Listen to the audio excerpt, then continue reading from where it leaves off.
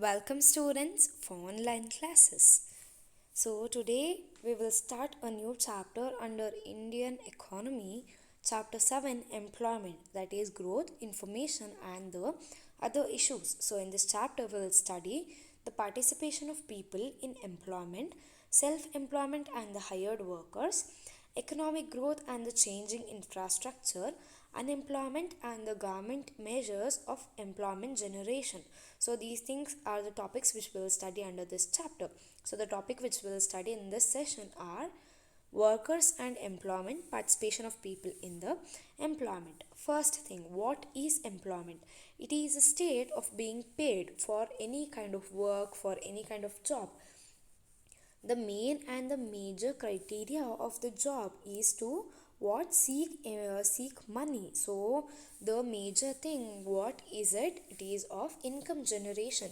So because of this, what happens, majority of the people start studying, they will be having a proper education. Only then what happens, a proper employment opportunity in the economy can be ascertained. This is done only for the generation of the income. Okay, so the first thing are the types of work. So there are majorly two types, traditional jobs and the modern jobs. So the traditional jobs are majorly in the rural areas like the farms, the factories, small scale industries, all these things. Okay, but what comes to the modern jobs where a bit skill requirement is necessary, where computer programming, web designing, graphic designing, editing, translating, all these things are being done under the modern jobs. So the first thing, why do people work? People do work because work is essential to provide the basic needs like food, shelter, clothing, etc. for the sustenance. So what happens when you start working? Normally you gain money. When you gain money, what can you buy? You can buy any kind of clothing, shelter, food, any luxury items. Even then a particular person lives below poverty line only when he has a proper income, or whenever he has a proper money in his hand, he is able to do anything in his life. So why do people work? Just because to satisfy his basic needs. Once the basic, as it is told that the needs are unlimited in economy, unlimited for a particular individual also. So what happens at this point of time, when one need is satisfied, the another need arises. So what do you do normally when you have proper food, like 3 meals of your food? So what do you tend to have? You tend to want snacks in the evening, or you might want to eat chocolate. So these are the satisfaction which you need when one particular want is being satisfied. The next thing, workers and employment. So what is known as work? Participation in a productive activity with or without wages is called as work. Normally work is where the physical strength is being applied, mental strength is being applied. How the mental strength is being applied? By doing any kind of ideas, by doing any kind of plans.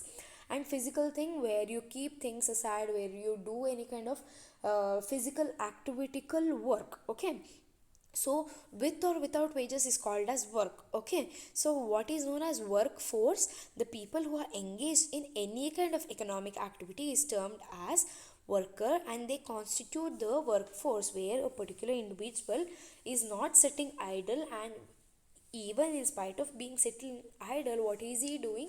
He's working in a particular firm, he's working in a particular area. So that is known as workforce. So who are all included in labor force? So now what is labor force? The workforce is totally different from the labor force. So workforce, where you engage in any kind of economical activity. But what is labor force? Where a particular individual is willing to work, and he is working in any particular in a particular firm or company or somewhere. So this is known as labor force. But what is workforce? Workforce means only you work somewhere physically, but here labor force means you will to work, with that you work any kind of physical or mental activity is been happening. So this type of economic activity increases the GDP of the economy. So what is GDP? That is gross domestic product. As we all studied in the earlier chapter, what is GDP? The total money value of all the goods and services produced in a country in a year. I repeat, the total money value of all the goods and services produced in a country in a year is called as GDP. So now what is net earnings? The net earnings is the difference between what we pay for one imports and what we get from the exports. So imports minus exports is the net earnings, which I can even tell which is a profit for our economy. Okay, where our national income will also increases. What is national income? The overall income of our nation, that is known as national income. So we studied about the GDP, now we will study about the gross national product. So what is it? When we add the earning from the foreign transaction, what we get is our country's gross national product. What is foreign transaction? Foreign transaction means any of your relatives, any of your parents, any of the people whom you know will be staying in any other abroad countries other than India, and they will be sending the money for you. So that is known as gross national product. Even after they staying in any other country, even after they work in any other country, and they send their money to you, to spend in, to do any kind of work, to spend, to build a house, all these things, that is known as gross national product. So the next topic which we'll study is the participation of people in employment. So first thing, what is labor force? As we studied, the willing to work is, or seeking work, or doing any kind of physical activity, that is known as the labor force. So workers population ratio is very much important to ascertain how many people in the economy have been working. The number of persons employed per thousand people is termed as workers population ratio. Okay, so it can be calculated as number of working labor divided by total population into 100. So where can we get the how many number of people are working in the economy? With the help of census, with the help of sample survey, with the organization called NSSO, CSO. All these organizations will give the reports of the people of the number of working laborer, okay, or the number of working people in the economy. So which can be divided to the total population. To get a percentage, we multiply it with 100. So by this we will ascertain the workers population ratio. Why does rural workforce migrate to urban areas during some part of the year?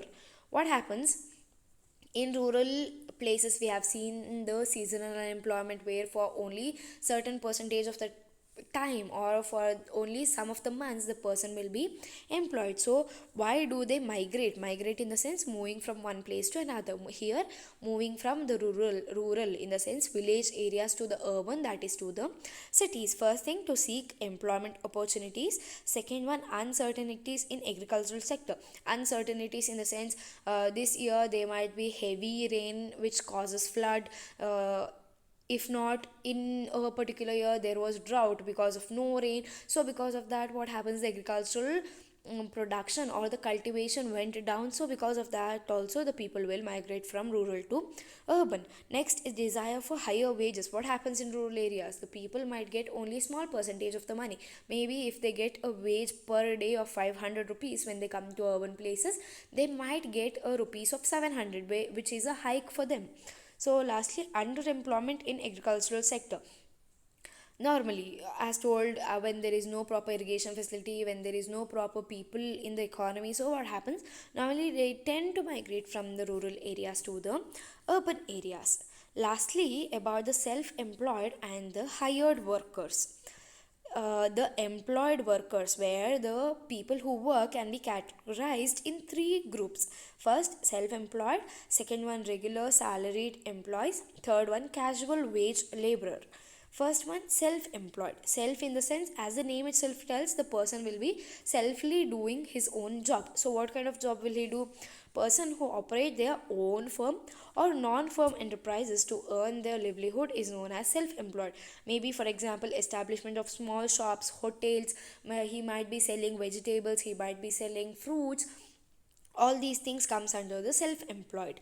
And majority, that is 52 percentage of the workforce, comes under the self-employed, where some of the people will be very much independent, that they do not want to work under any other people. So self-employed, majority of the people are under the self-employed process. Second one, Regular salaried employees. Persons who work in others' firm or non-firm enterprises and in turn receive wages on regular basis are called as regular salaried employees, where the employees where, for example, teachers, the workers who goes for the companies, all these things, they might get the weekly wages or the monthly salary. So based on that, what happens, it is known as regular salaried employees, where each and every month, each and every week, the people or the working people will be getting a proper money. So the examples are teachers, engineers, drivers, etc. So 18 percentage of the workforce comes under the regular salaried employees. So the major question, why are regular salaried employees are more in urban areas than in rural areas? Majorly in rural areas, everybody might be the self-employed. Why? Because they will be having their own land, they will cultivate in their land, which is self-employment. So first thing, tertiary sector. So what is tertiary sector? The service sector, where the jobs is being given for the maybe transportation process, the communication process, all these things. Tertiary sector dominates in urban areas and more regular salaried work is available in the tertiary sector. Maybe the transportation facility, maybe any kind of communicational facility, all these things have been majorly getting only in the urban areas. Second one calls for higher skill requirement. So who will be studied, it's not that the people who lives in rural areas are not educated.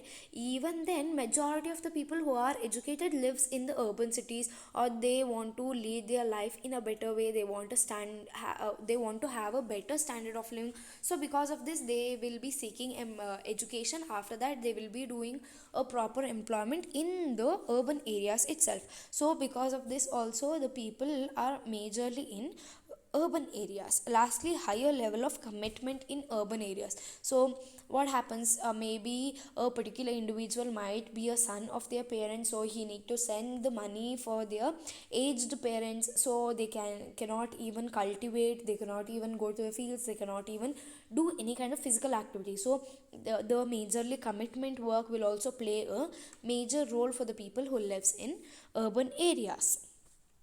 Lastly, casual wage laborers, which is also known as casualization of workforce.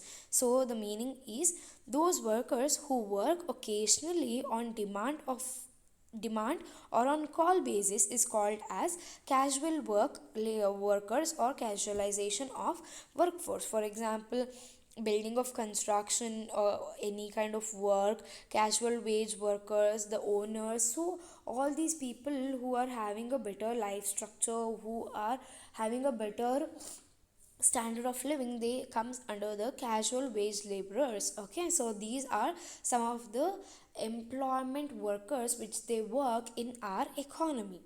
So the assignment part, what is meant by casualization of work? What is the difference between labor work and workforce? Sorry, labor force and workforce. What is regular salaried employees? Why are regular salaried employees are more in urban areas than in rural areas? Lastly, what is net earnings? How do you get GNP, that is gross national product?